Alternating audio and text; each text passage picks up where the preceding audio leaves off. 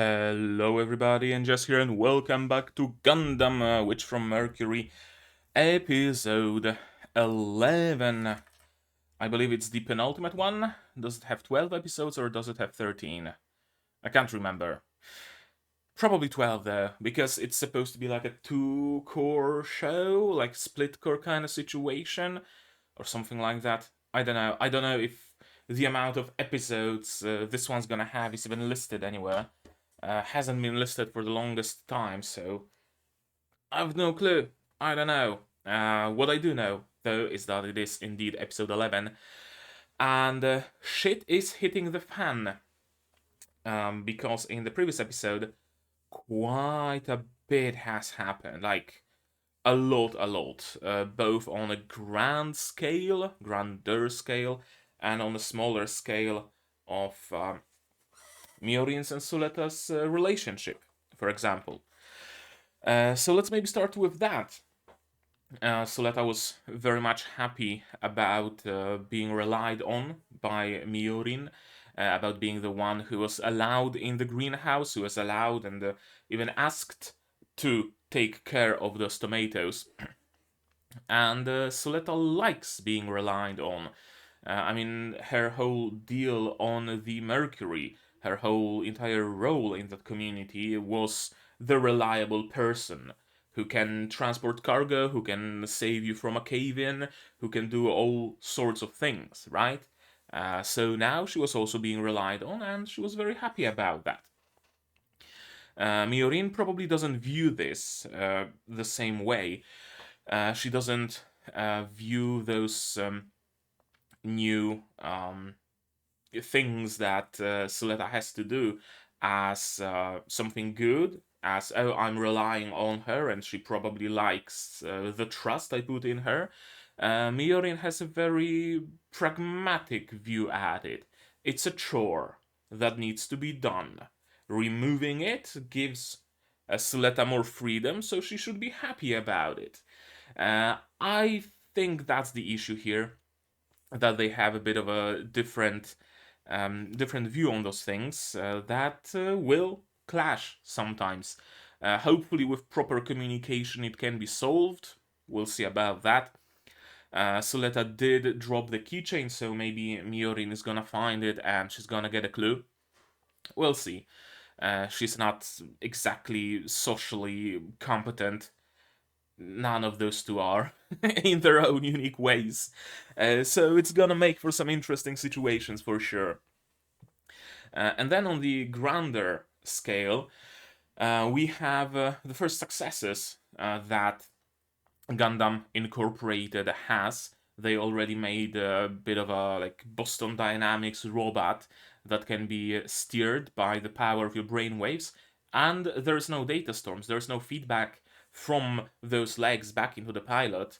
So either it's about the scale, the legs are too little to cause any issues, or they are actually incorporating Ariel's technology into those smaller scale automata. That, of course, another thing that remains to be seen.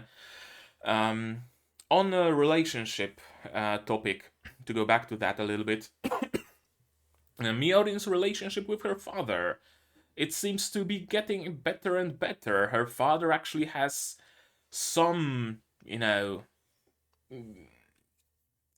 don't know how to say it, but he actually like interacts with her, doesn't just berate her, gives her advice, right? It's not the perfect relationship between a father and a child, but it's better than what we've seen so far. So hey, progress on yet another front.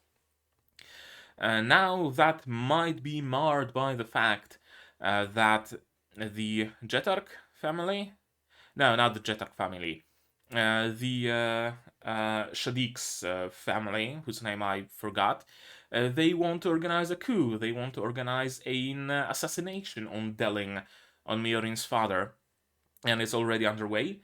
And we've already seen the assassins that are going to come after him. Right now, they've kind of captured a transport ship that Bob is on board of, We'll see where that goes. The ultimate goal, though, is to kill Delling and probably to split all the assets across all the companies, or perhaps capture the power that he held, or perhaps just the dissolution, the dissolving of this whole conglomerate. I'm not entirely sure on that, because sure, dissolving the conglomerate might be the direct effect of their actions, but what then? Is there nothing more planned? I refuse to believe that. And of course, everybody still wants to get their grubby little slimy paws on Ariel. And we have a brand new Elan that also wants to get into the Ariel, who wants to possess it. And they figured, hey, if we can't win against Suletta in combat, maybe we can just try to marry her, and her assets are gonna become our assets, right? That's a solution. Probably not, though. Suletta is way too into the groom bride role, I think, to even look at other people, not to mention she's completely socially inept. So she knows absolutely nothing about romance and flirting and stuff like that. So probably anybody's attempts at wooing her are just gonna not pay off. We'll see about that. Suletta is in a bit of a vulnerable state right now, let's not forget that. Uh, and one more thing. Right, almost forgot. Nika, I think her name, the blue-haired girl, has some connections to the assassins from Earth. She was one of them? Question mark? Probably, maybe. The head of that organization is her father figure apparently, and she's a go-between. I initially took it as a go-between between Shadik and Gundam Incorporated, right? The messenger, essentially. They're not on speaking terms, so they used Nika to pass information back and forth. But no, she probably was a go-between between Shadik and the assassins. That, oddly enough, makes more sense. So that's gonna be interesting. Where does Nika's loyalty lie, for example? Does it lie with Shadik? Does it lie with the assassins? Or did she make friends along the way and she's gonna stay loyal to those friends? I don't know. I don't know. Perhaps today's episode is going to show us a little bit about that, is gonna answer some questions. All of that, of course, remains to be seen. And to see that, we will need a few things. You will need your subs, of course, to follow along. I'm gonna need my sound to hear what's going on. And I'm gonna have to ask you for your support. Support me monetarily, Patreon Throne, if you want. If not, completely free. Share my content, spread the word. Costs you nothing, helps the channel. And now, with all of that being said, we can start watching episode 11 of Gundam Witch from Mercury. In 3, 2, 1, go.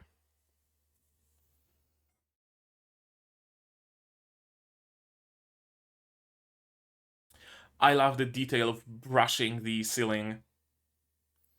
It's 0G, so of course you can stand on the ceiling and brush it. Oh, Plant Quenta. Yet again. That's where the assassination is supposed to take place. That's where Bob is headed.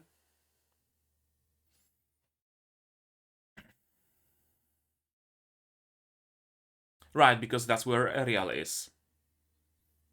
Did they really take their animals with them? Oh. Right.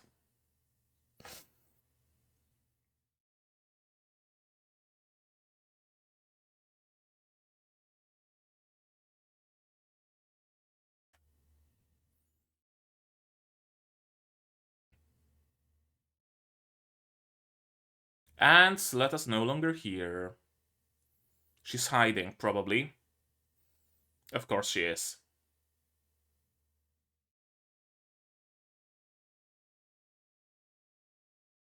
Hmm. Okay, they're not playing it for like super ultra dramatic. So I have my hopes up.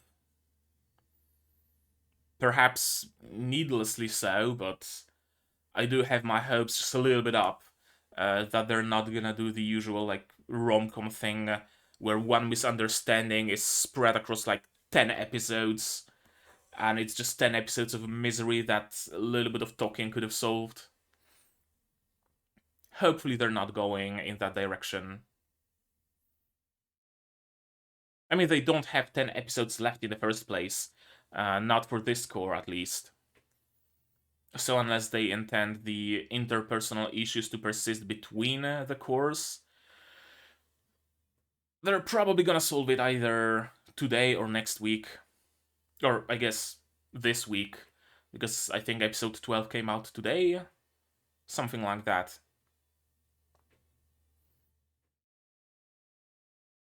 Oh, and here we see the assassins added to the opening.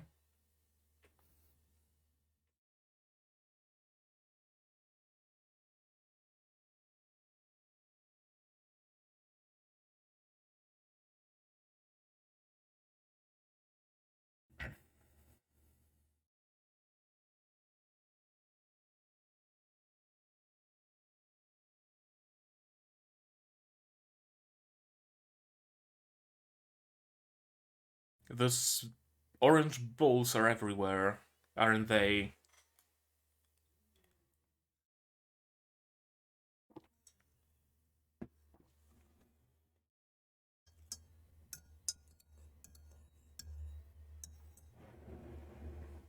Oh, and of course, Suletta wants to uh, overcompensate.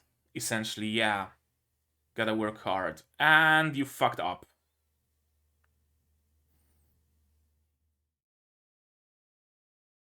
Trigger word. Yeah.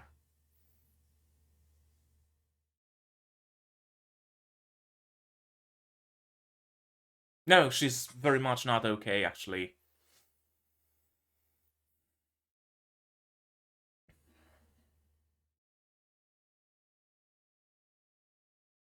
Right, and Prospera met up with Delling.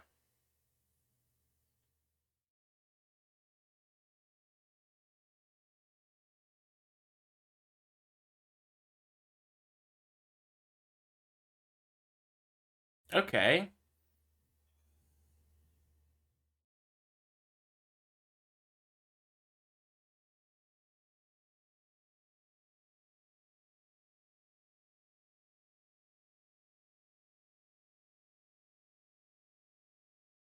The fuck is a quiet zero?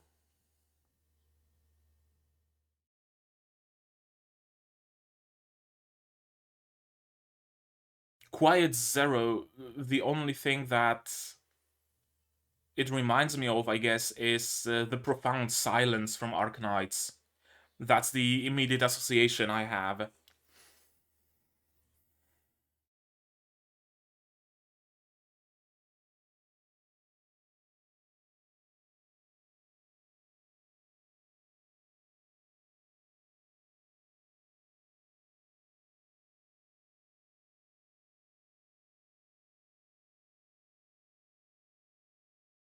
The Saltor? Oh, the Jetark House probably supports them.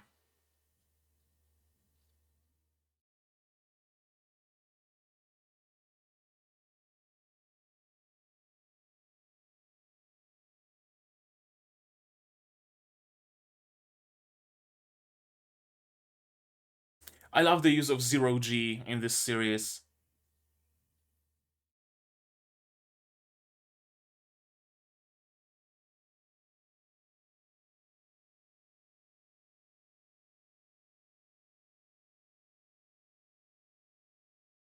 Okay, they're gonna serve as cover, essentially. Yep.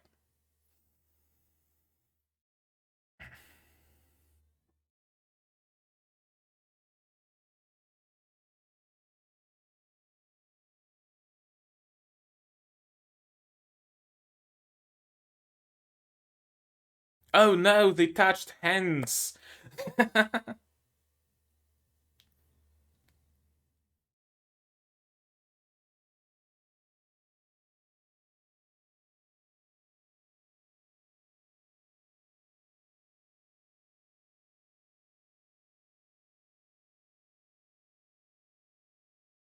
Right, someone has to stay on the bridge.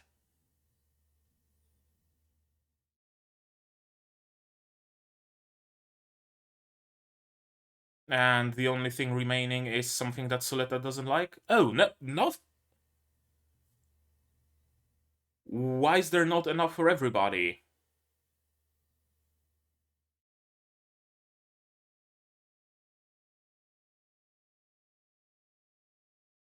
Oh, that's why. Another misunderstanding. Jesus, the misunderstandings just keep piling on and on, aren't they?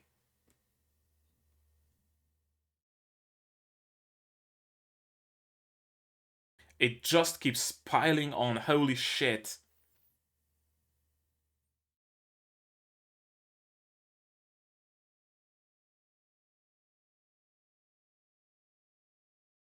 Miorin is unaware of anything happening between them, probably.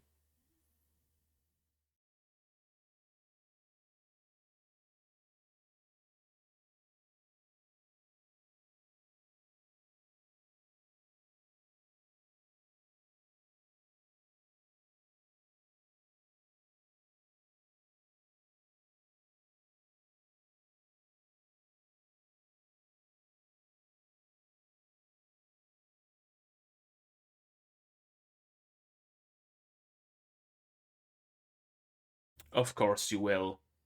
Until it's time for assassination.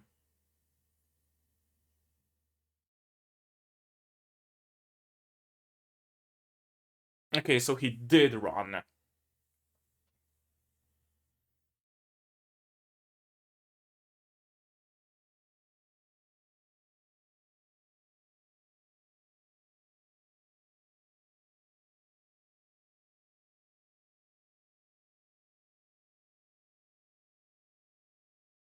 That's when you start keeping an eye on him.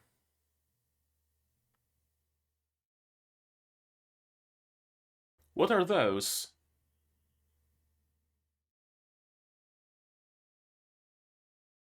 Oh, okay.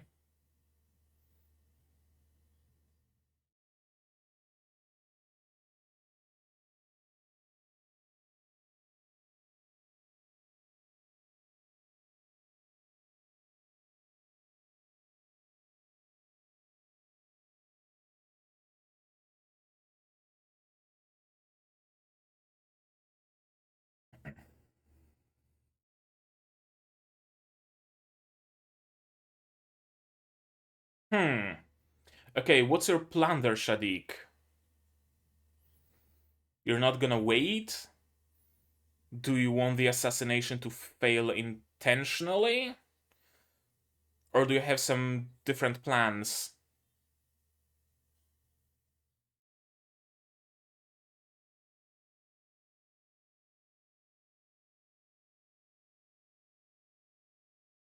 Okay, Suletta has her first fan. You probably will.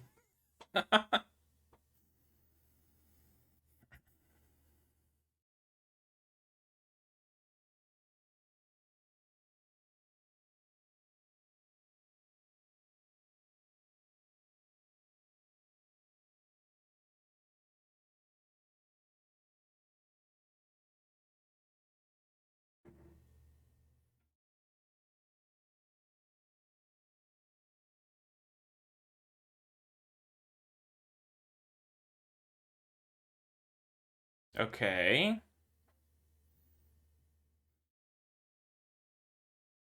Okay, so it's out of schedule. It's the assassins and Bob, I'm assuming.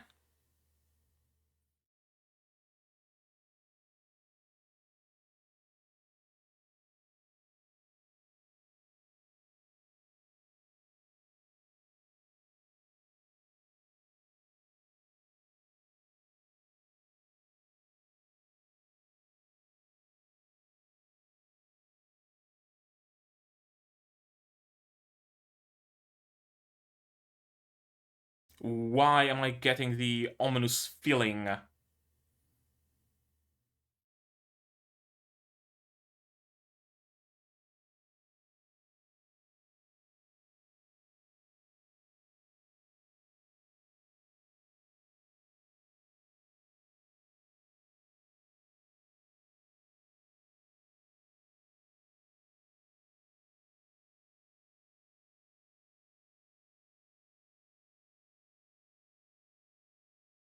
Yeah, but there's a whole slew of misunderstandings happened. Mm, okay, we're spiraling down. Yeah, we're very much spiraling down.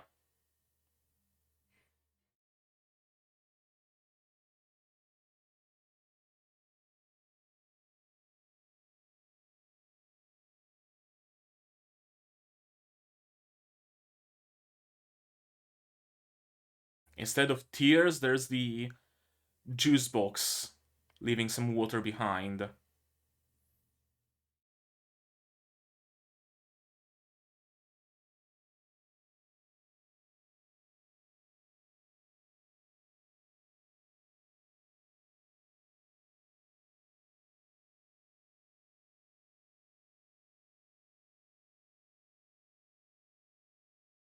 Okay, immediately perked up at the mention of Ariel. And everybody's here worried about her. Oh, not everybody. Just Mio Mio.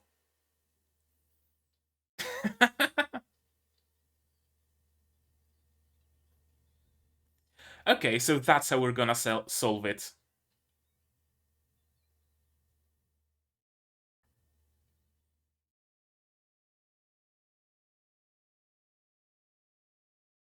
I love the use of Zero G.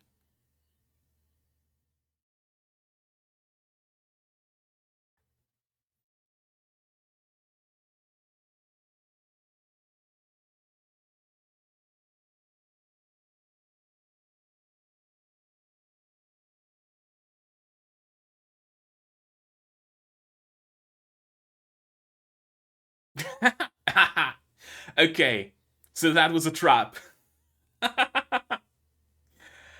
uh,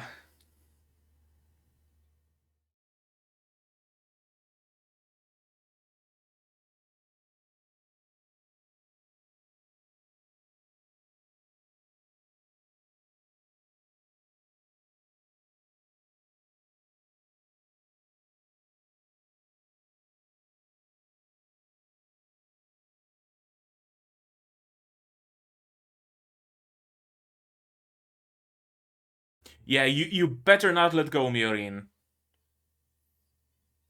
You better not let her go.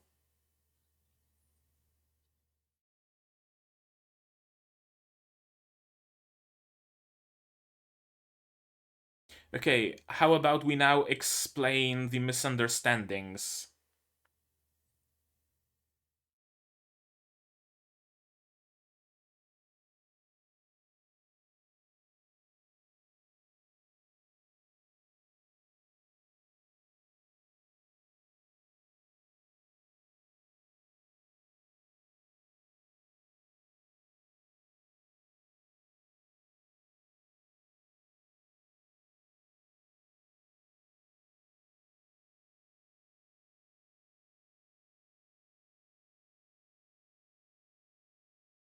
No, you seem to have enjoyed your time with your father.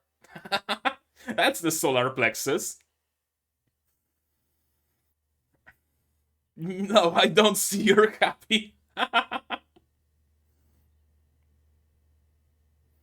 Okay, hug it out.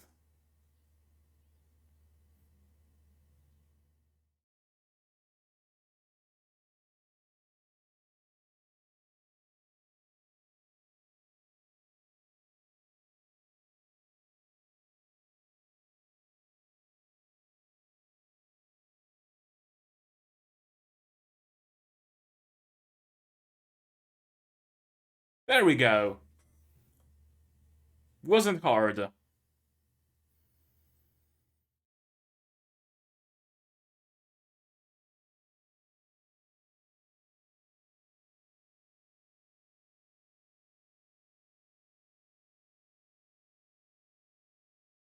That just seems like a live-in maid.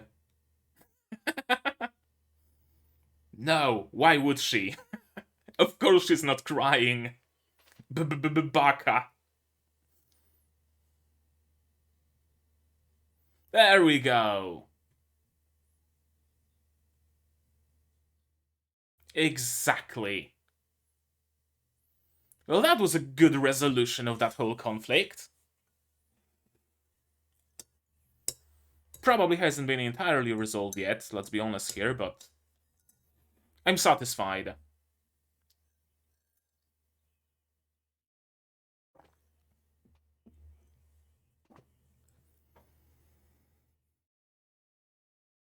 Comms jacking. Okay, so they want to isolate the place.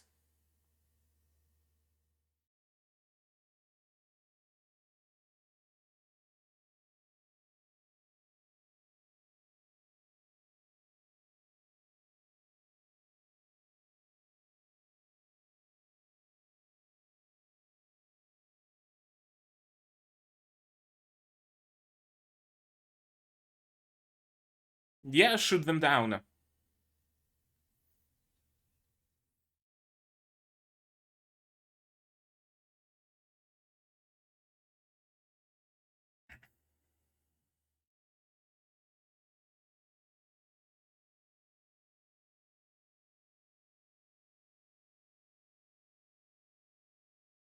You should have shot them down first, then asked questions. If it's a restricted space, you have a shoot on sight policy.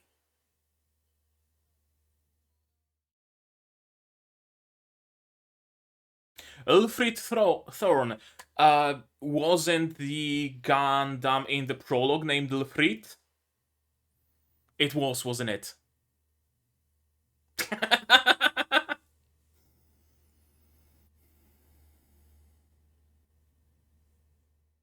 Yeah.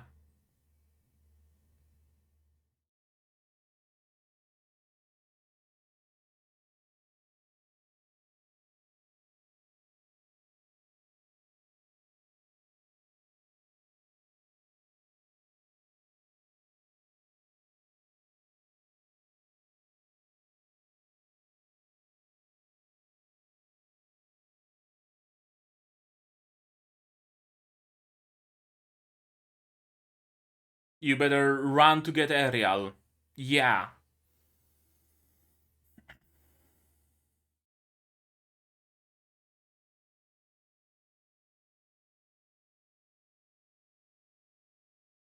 Nika knows who it is.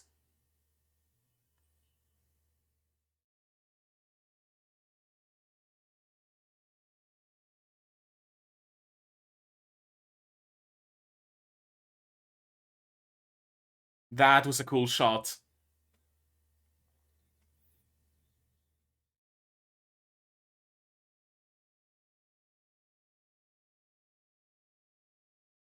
Just gonna cut through to get inside? Or blast their way open?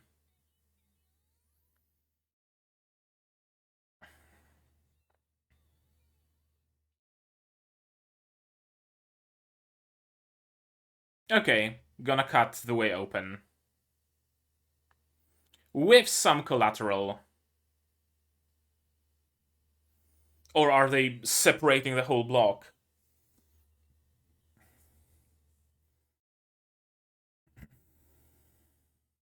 Yeah, he wants to take you down as well. Okay, so they separated the whole block. Gotcha.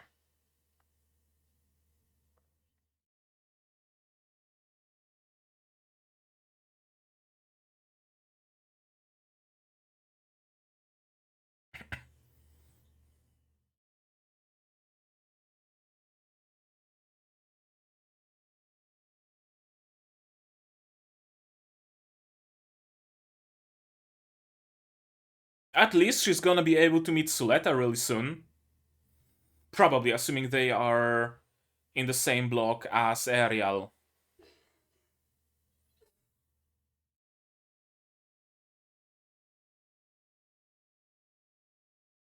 Okay, they're getting separated by a blast door. Okay. Question is, on which side of the blast door? Oh. Oh, okay, I get it.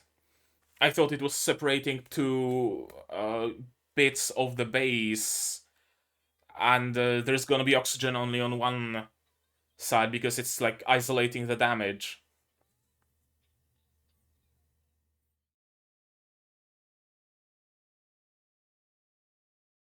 And I have a crooked tooth.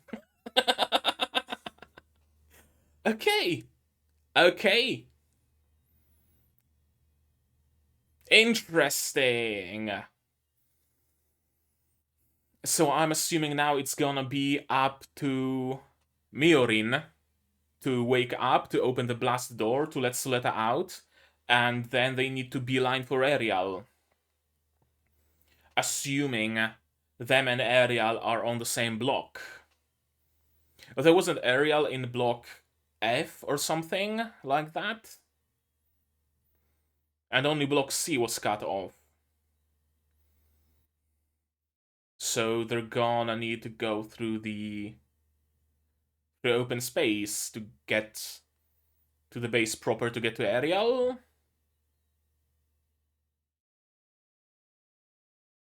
Is Prospera gonna pilot Ariel? I guess that's also a possibility. Hmm.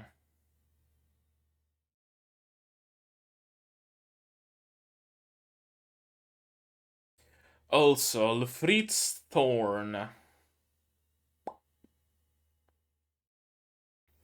can't remember what the mobile suits from the prologue looked like, but it wouldn't surprise me if one was green, one was purple.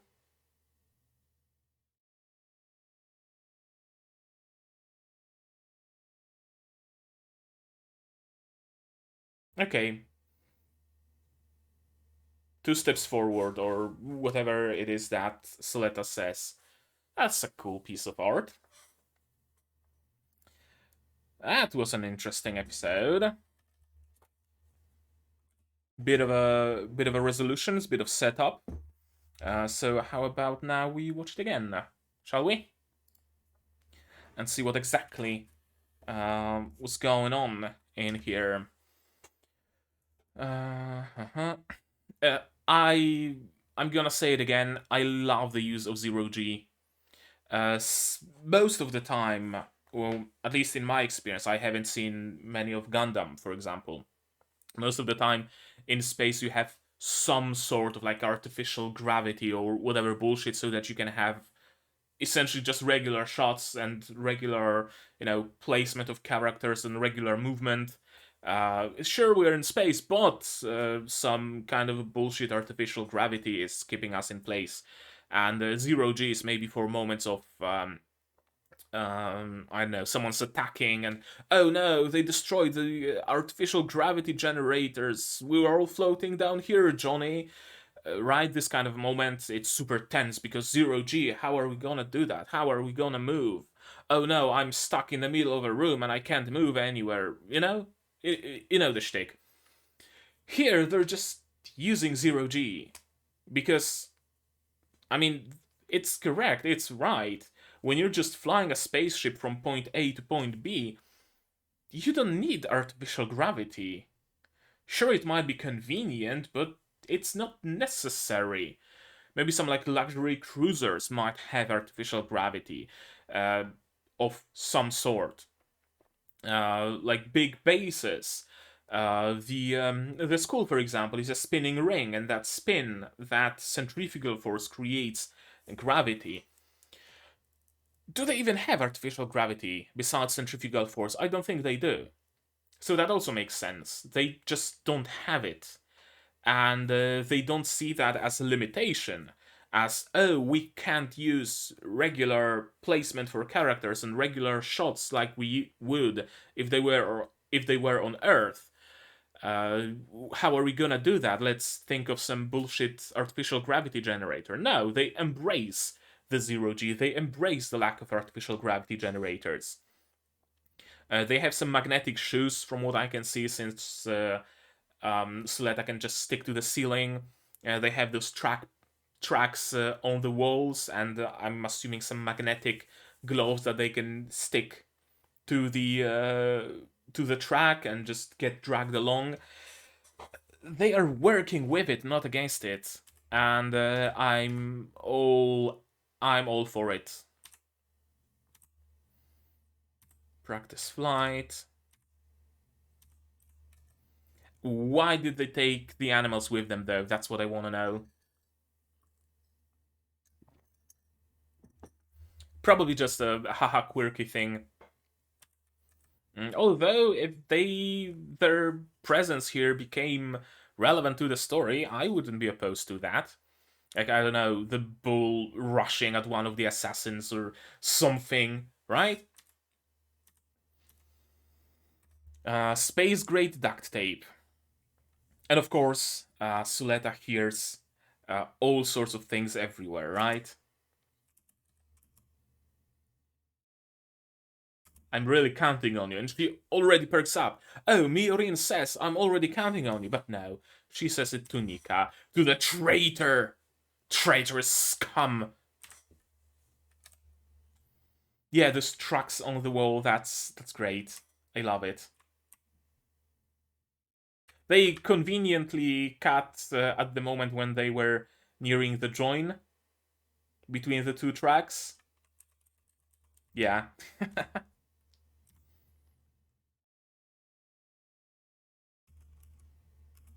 Unbelievable not because animals are here, but unbelievable because her ponytail was floating out up. And Miori knows that Suletta's hiding there. Gotcha. OP, OP, OP. Hmm.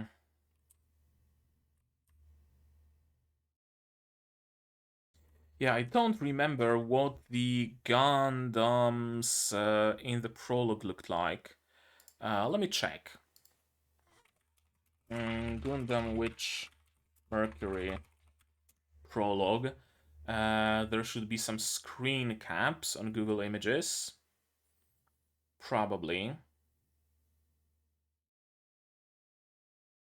Yeah, one of those mobile suits was indeed like dark teal. Yeah, one of them was dark teal. The other was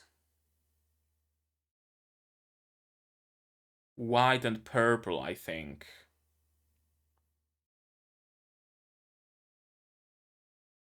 Or is the one white and purple one Lfrit?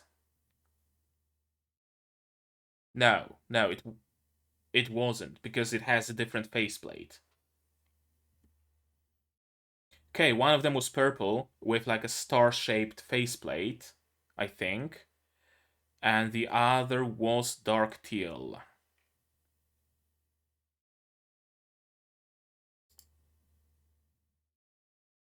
Or was it? I don't know. You guys let me know in the comments if you remember that. I'm not gonna go through the prologue again to look for them. Uh-huh. Inspection, inspection, inspection. And of course, Suletta wants to be as useful as humanly possible. But she's a goober and she grabs the cargo by the connecting part of the belt instead of grabbing it by the handle, because of course she would. And she hears useless and already assumes that it's about her. No, it's about the app. But of course, Suletta assumes the worst.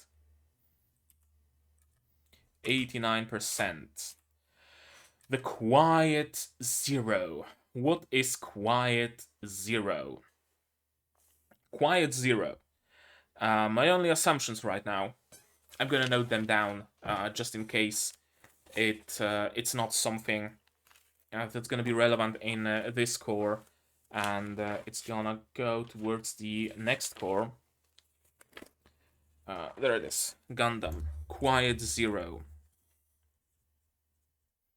Quiet Zero. Uh, destroy permit in the universe. Or something. Uh, that would be my one assumption. Making, or in some way, making Gundams no longer operable and no longer possible. Right? Like a big, huge EMP blast that disables all the permit technology. Something along those lines. EMP that Price. Permet. Tech. What else could it be? Quiet Zero. Quiet Zero, Quiet Zero, Quiet Zero. Delling hasn't really been involved in any of the scaffolds on Earth, so I don't think it's some like planetary scale weapon that would, I don't know, destroy all the technology on Earth, or I don't know, blow Earth up or anything like that. Most probably not. Most probably not. Uh, quiet, quiet. Cutting something off from the rest of something, creating an impenetrable bubble where they can create their own world, their own society, completely separated from the space government and the Earth government and stuff like that. That's kind of pushing it, but maybe uh, creating a bubble separated from the rest of space. And I don't really have any other ideas right now as of yet. But the one and only thing that comes to mind when I see Quiet Zero is Profound Silence. Profound Silence, if you haven't played Arknights, it was an event where suddenly all sound on the coast of Iberia stopped. Nothing was able to make a sound. It was complete quiet, complete silence, and that's when Iberia fell. All their shipbuilding technology, all their ships, all their science, everything like that was just deleted, destroyed, and rendered useless. Essentially, think of like a huge EMP blast, kind of sort of deal. And I think during Profound Silence, the Seaborn also emerged, because it was the Seaborn who were responsible for Profound Silence. Or was it the Aegir? I can't remember right now. In any case, it was an event where everything fell quiet, fell silent, not even the birds were making any sound. And after it was done, Iberia was no longer the like super ahead in technology. Iberia just fell. Right now, it's a bunch of scattered villages who live from fishing, and that's about it. There's just wrecks of the ships and nothing else left from the former Iberian glory. Yeah, that's why my first thought was that it's an EMP that somehow disables any and all permit technology or any and all gun format, perhaps. Right? It's the final stage in Delling's vendetta against gun format. Every Gundam in observable universe is just gonna get turned off and fried and rendered useless. Maybe, maybe, maybe gun format that Ariel uses would be resistant to that, and that's why Delling wants to invest in it as a replacement, kind of sorta. Right? He banned Gundams, but he doesn't really have any way of enforcing that, any good way. Right? The same way having a gun is banned or certain drugs are banned, but people still find way to acquire them. Same goes for Gundams. But if you just delete them all and perhaps render the entire technology useless because you change the atomic composition of permet or something, that's a permanent solution, ain't it? Maybe. I'm getting ahead of myself a little bit. You brought a Gundam here just so we could confirm that.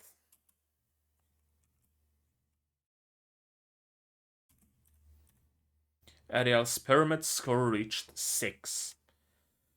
Uh, what's the permit score? I don't know. It's kind of like the level of connection you have to the permit technology. I think the more you become a part of the machine, kind of sort of deal.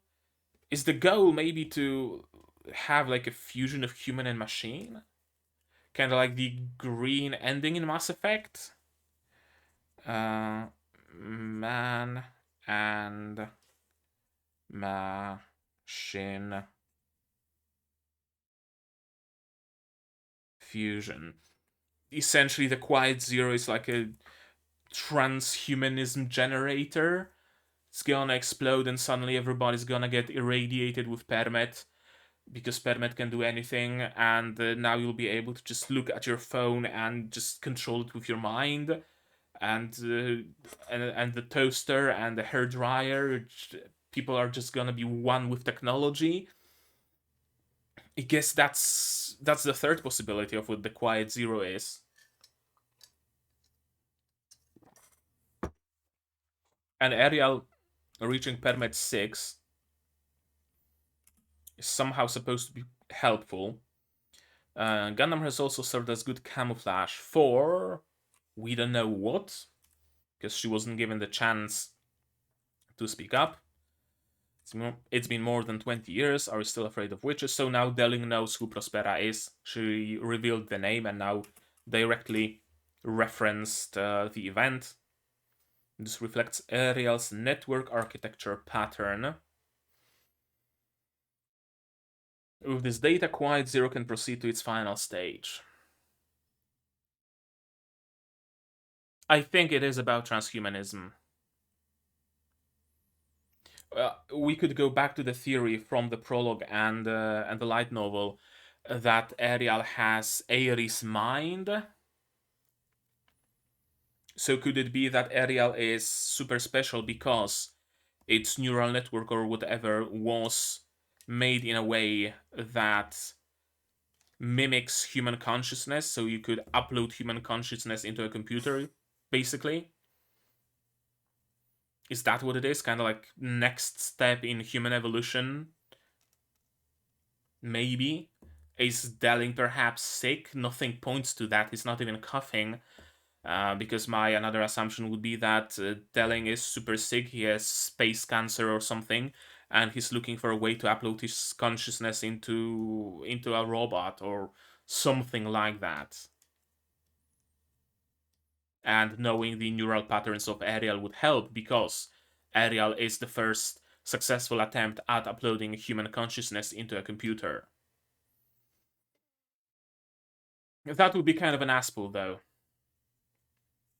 One thing I guess, kind of sort of certain of, I'm gonna note it down separately to Quiet Zero. Just a keyword. Transhumanism. Underlined. Because I think it might have something to do with transhumanism. Not entirely sure what exactly, though. Right now it's still my project, but of course... Belta Bloods. And of course, Guel knows that those are Jetark mobile suits. And why would you have Jetark mobile suits? Well, because the Jetark house also wants to use the services of those assassins. What do you think? Why do you figure? Everybody does that. Everybody uses that. Everybody resorts to subterfuge. Guel is surprisingly pure, I must say. Why would terrorists have access to Jetark mobile suits? Well, because they were the highest bidder, maybe. Or one of your clients sold them to those terrorists. Or maybe your father's company just directly supports them. Right?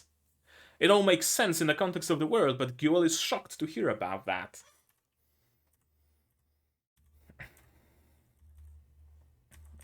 Okay, and they're just gonna pretend they're a regular normal ship.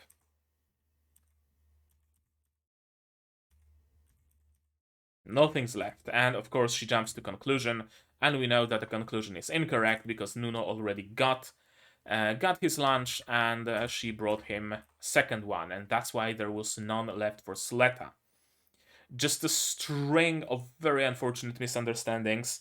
And I absolutely loathe this kind of a drama. But I've been conditioned to hate it because it's never resolved quickly.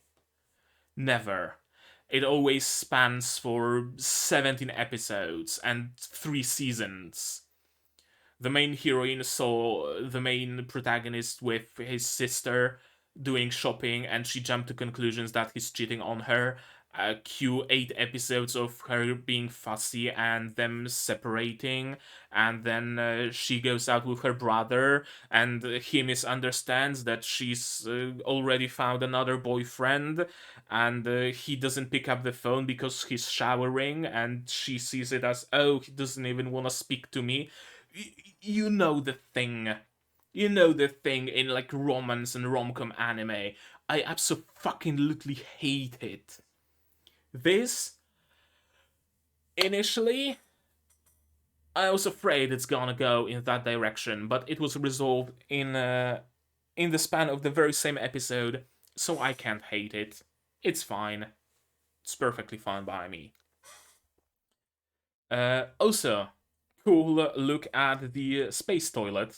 There's 0G, so what are you gonna do with like all the water and all the waste and stuff? Well, the toilet has a pump mounted in it that just sucks everything out, and the thing in the wall, it's probably for cleaning your hands. You put your hands in, and they get sprayed with a mist of like soap and water, then with a mist of water, and then it gets sucked out. Again, with some sort of a pump and some sort of a blower, maybe, so that it's all contained to that single unit. You could look up actual like space toilets, like what they have on the ISS. It operates on the same principle. It's of course doesn't look the same. It doesn't look as futuristic, but yeah, it operates on a very similar principle. So it's cool to see that. It's cool to see a space toilet, and of course handles. Right, you gotta keep yourself on the toilet because it's 0G. You're gonna float away. I must have miscounted. Of course. Yeah, you go talk to Suletta. She's your groom after all. The request Sari is made to press charges for her gun format use. Here it was rejected. Grassley should be sanctioned, and of course I will gladly cooperate, because of course he will, because he's a slimy motherfucker.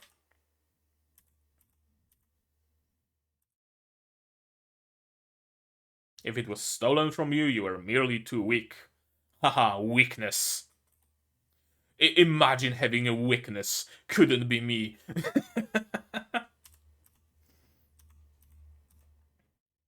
Transmitter on Delling's guard. And yeah, we're starting immediately. We're not waiting. Suletta has a fan. More than a fan. She's essentially a what's the term? A stan, a stalker fan, kinda sorta. Suletta Mercury. Yeah, you're gonna meet really soon. Those are some mobile suits. I don't know who those people are. People of Dominicus, whatever Dominicus is. Non-scheduled ship. My daughter does me proud. With this shading and this reaction, yeah, it's very much ominous. My daughter makes me proud. Which daughter? Ariel or Suletta? Right? That's also a question. Scared. Is that what they told you? No, she just jumped to conclusions, because of course she did. I love this little scene. Suletta is not shown crying, but the bottle of water is shown crying. That's great. I love it. You're caught up in your worries, indeed. Come visit Ariel, and she immediately perks up. And here comes the bride. Na na na na. And she's pissed. Rightfully so. I love the faces on Miorin in those scenes. It's the first time she's showing this much emotion, and I love it. And we immediately follow with another scene that I absolutely adore, that again uses zero G in an incredibly imaginative way. She's using the wall track as, she's using the wall as a floor and using the wall track to propel herself. And since she's been brought up in space on Mercury and flying aerials, she has much more experience with moving in zero G than Miorin does.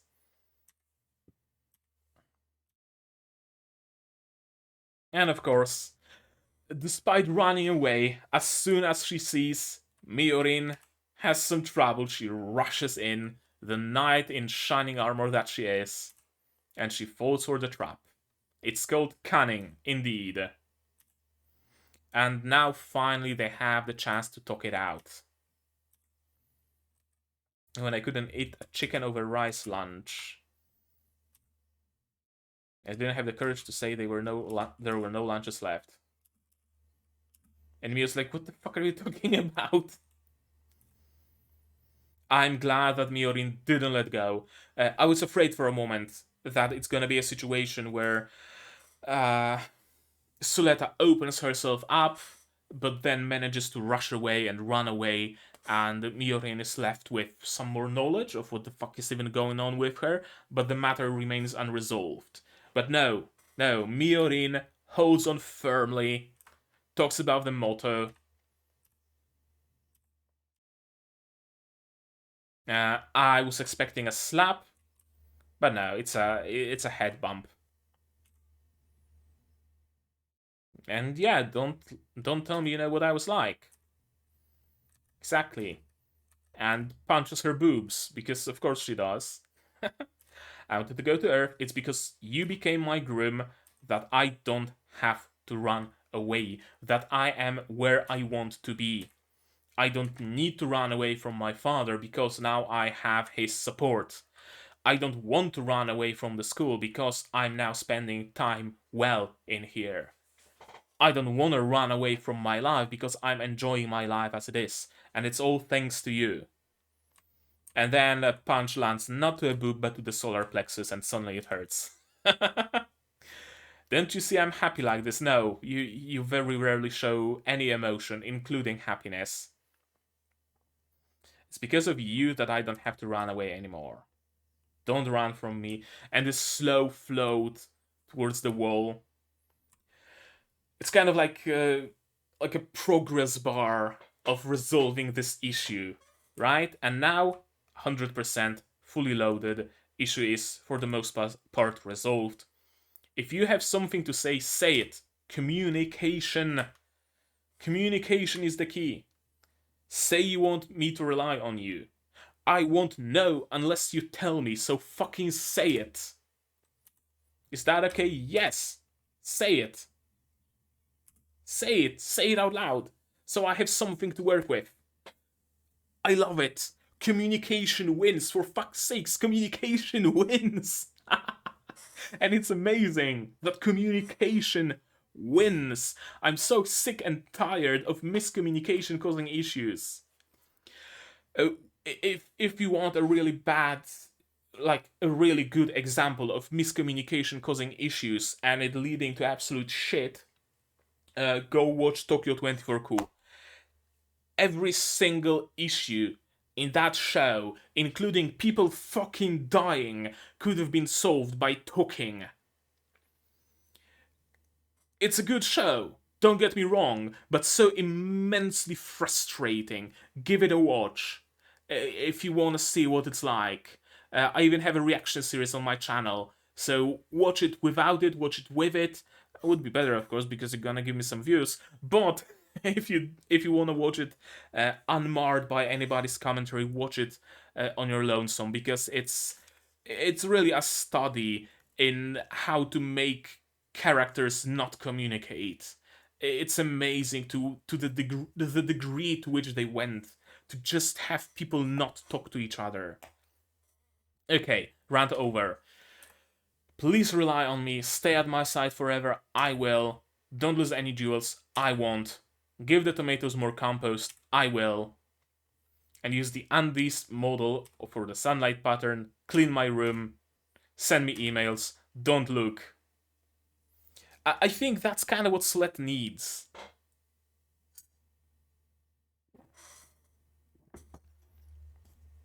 That's what she needs. I think I made it a point in some earlier episode that she's reactive, not proactive. She needs someone to direct her, right? She kind of needs someone to give her orders because that's how she was brought up. First, she was brought up at the facility, assuming she's Airi, where she was taking part in, very strict life. Because sure, it wasn't a military facility, but when you live in space, I'm assuming some rules are in order. Then she lived on Mercury, where she was the reliable one. Hey, right? Hey, Suletta, go bring the rocks we dug out. Hey, Suletta, go help Dylan. Hey, Suletta, do this. Hey, Suletta, do that. And she still kind of needs that. She still needs that Miorin to tell her, hey, do this, do that. And Suletta's gonna have some satisfaction from it. From a task well done. That's how she operates. That's how she works. That's how she works. Kind of like dogs, at least some breeds, that get really huge satisfaction from fulfilling orders. That's how they were bred. The biggest happiness to that dog is when you tell them, go fetch this, and they bring it to you, and you take it, and you pat them on the head, and they see a job well done. That's just Suletta, in my eyes. It will be worth working on it, working on that proactiveness for her in the future, but right now she needs someone like Miorin. And I'm glad they have each other. Hug it out. There we go. I believe it. I love this pantyhose. I have to say that every chance I get. I love this little strip going on the back of it. Plant Ketta to shipping vessel Kasztanka. Kasztan means chestnut in Polish. I'm assuming in other Slavic languages as well. So Kasztanka would be like vessel feminine version of chestnut, but turned into a proper noun. That's what the like nka suffix kind of sort of does. Interesting. I wonder if that was actually the thought process, or did they just slap some random letters together and it just so happens it has some meaning in Polish. Your ship is now entering plant security airspace. Cloaking, cutting off communication so that they can't get help. Unregistered machines. That's the moment you start shooting. That's the moment you like. Why are they waiting? You're not authorized to use mobile suits. Start shooting. Noria do knock. Lefrit Thorn. Sophie Pulone, Lefrit Ur. Lefrit Ur, Lefrit Thorn. No, those weren't the Gundams that attacked the facility. Maybe the teal one, but I don't remember the orange one. But the fact that they have Lefrit in the name, and they kinda look similar to Ariel, right? With this classic Gundam head.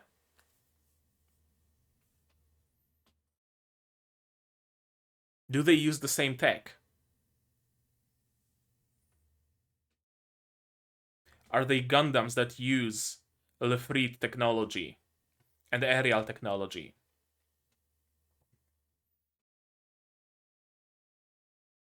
Could it be that the plant wasn't entirely destroyed? The facility from the prologue. And they recovered the records and the tech and stuff like that. Could it be that they are essentially like remakes of Lefrit? They use the same tech, perhaps incomplete. Hmm. The fact that they have Lefrit in the name.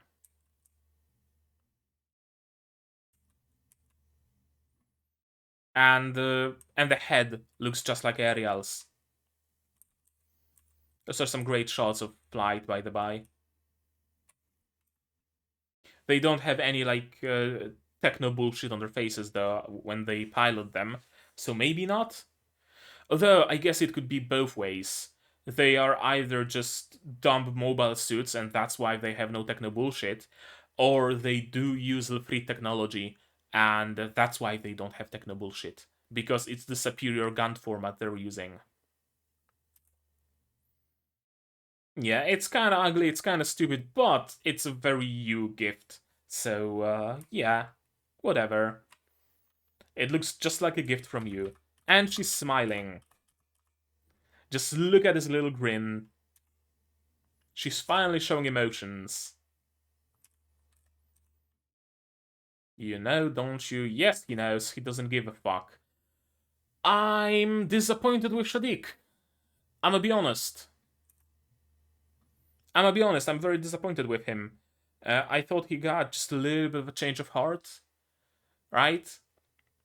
I wasn't able to get to like capture Ariel for my nefarious purposes with using my like underhanded tactics, so I'm gonna start my own company or something like that. Kind of like Guel had that moment of, well, he lost and then he just went to the forest and lived a very stoic life, very much reminiscent of like an ancient Greek philosopher living in the forest, having some things poured on his head and not reacting to any of that, just enjoying the day. And then he went to work as a cleaner, and he seemed to be enjoying himself. The simple life, right? That's what Guel did. And then here's Shadik. Oh, I couldn't get their company in my hands. I'm gonna assassinate the head of the whole conglomerate. They'll see the power of Shadik. I'm disappointed in him.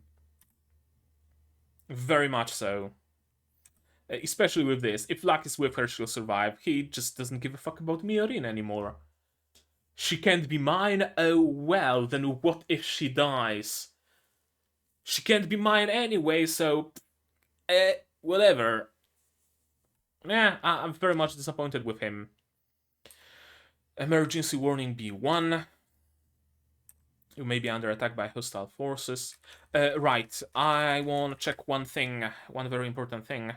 It was earlier when Suletta was talking with her mother, and there was the mention of the block where Ariel is. Block C. Okay, so it's the same block. Good, good. I thought it was like block F or block E or something like that. No, it's block C. So they are in the same block with Ariel. Good, good. Could be terrorists, probably. We should evacuate. No. With that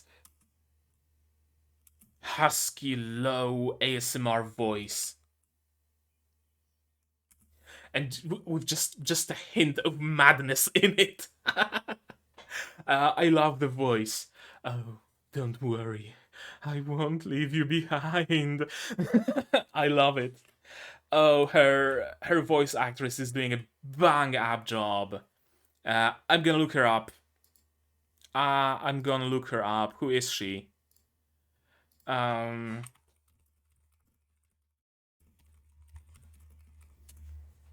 Witch from Mercury, Prospera.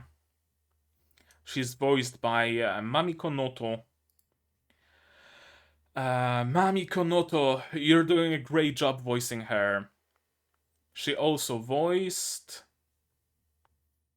other people. Surprise, surprise.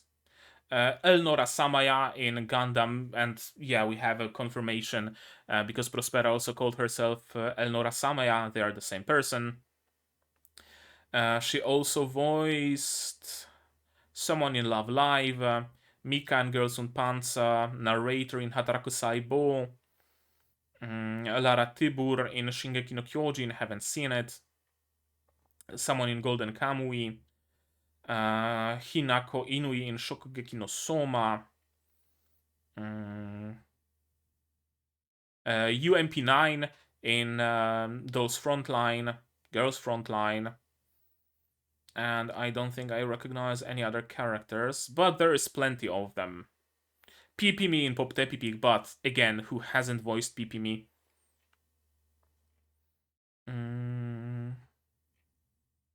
No, nobody I could recognize from just the picture of their face alone. Oh, Girika in Kakai Sensen. That's a character I recognize. That's a big portfolio. Still scrolling through it. Okay, that'll do it. We went through the voice actors in the first episode, so no need to repeat that. Before we deploy the pods, we detected the target in C block. Convenient. And now they can cut it off with some single use, it seems, mining lasers or something. And yes, the adoptee double-crossed you. Of course he did, because he's Shadik. He has no loyalty to anybody. Only to himself. Blown up the hangar. I'm assuming where the other mobile suits are that could foil their plans. We just have to kill that Delling guy, so let me do that. And she immediately jumps into action. That might be their downfall. Her going outside of the script.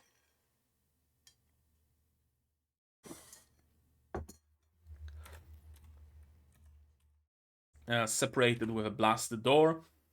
Initially, I thought that maybe Miorin is like on the cut off part where the air is just gonna be sucked out and Suletta is on the safe part, or the inverse. So one of them is gonna have issues because soon enough the void and the emptiness is gonna encroach there.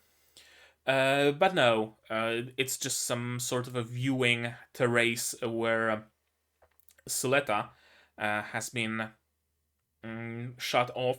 Not the best design for those blast door. Like, Jesus. Usually those blast door slide on top or underneath the glass in case the glass shatters and there's people inside of there. There's the blast door that keeps the oxygen in, right?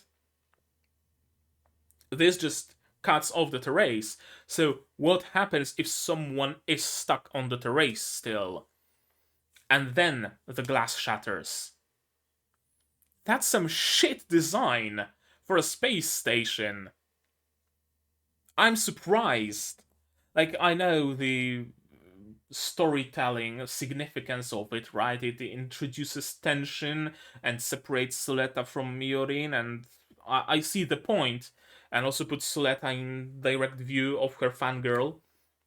But from the standpoint of like a designer of a space station, the guy should be fired for this design. Honestly. What in the world? What the heck is that? Uh, her tooth looks really weird.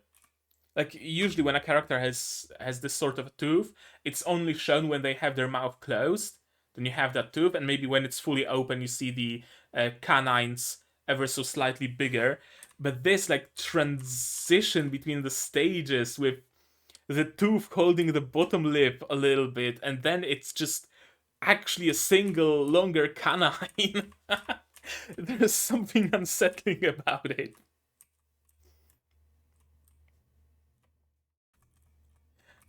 Uh, I don't know.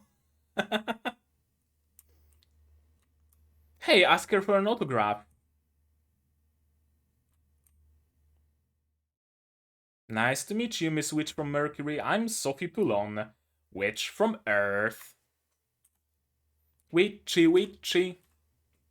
Reminds me of, I got reminded of the ending of, what was that show called?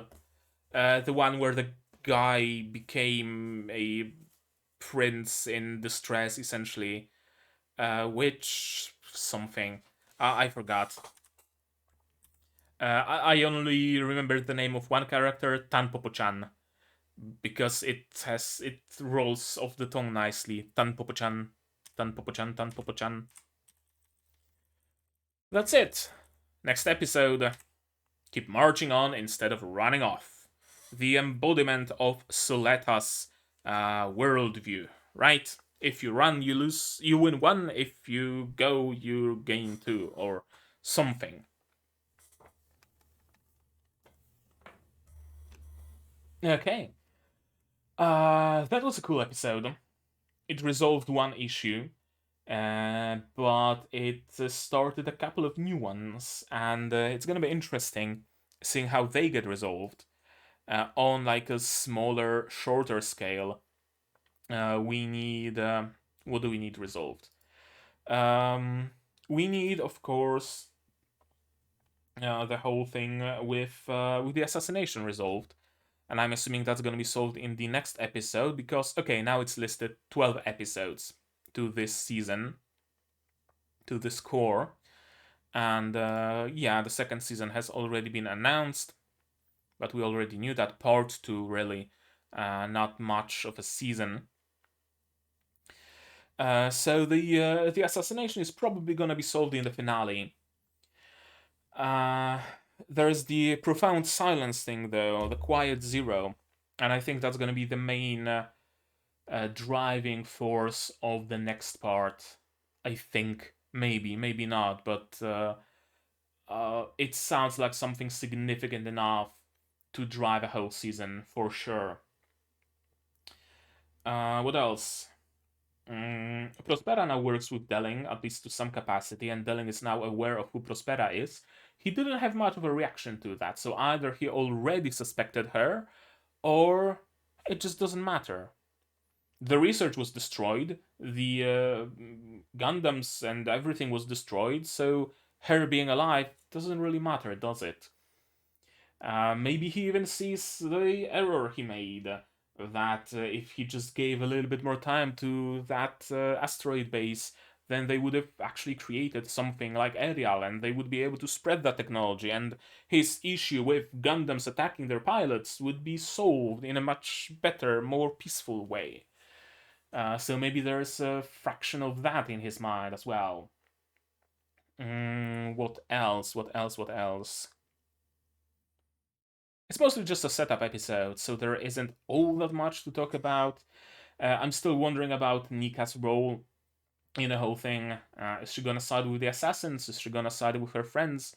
Is she gonna be a double agent? What's gonna happen there? We don't know that. We'll see, of course. And of course, how will Miorin and Suletta get out of this sticky situation? Probably Miorin is gonna open the blast door, Suletta's gonna run, and they're gonna run, catch up to Prospera, get into the Ariel, and go kill the assassins. Probably how it's gonna go. We'll see about that though. The second episode, the next episode is gonna be packed. That's for sure. There's gonna be combat. There's gonna be drama. There's gonna be shit hitting the fan. Perhaps even Delling's gonna die, and in his will, he's gonna leave the company, the conglomerate, to Miorin. That would be interesting. Oh, that would be interesting. Because if the whole conglomerate belongs to Miorin, that means it kind of sort of by proxy belongs to Suletta. So that also kind of sort of by proxy makes Prospera in charge, or at least as an advisor. Maybe that's what she's planning. I don't know, although I don't think Dong's gonna die. We'll see. We'll see about that. Can't wait for the next episode. That's for sure. Because, as I said, it's gonna be packed AF. But yeah, right now, I think that's gonna be it. Maybe you guys have something more to add, and if so, do so in the comments down below. Tell me what you thought of this episode, of my reaction. my theories, stuff like that. Don't spoil me the finale, please, I beg of you. It's not much left. Don't spoil it to me. If you do want to talk spoilers, of course, there is my Discord link in the description, and also up here you can join it. There's a Gundam channel where you can talk spoilers by using spoiler tags, and I'm not gonna see them.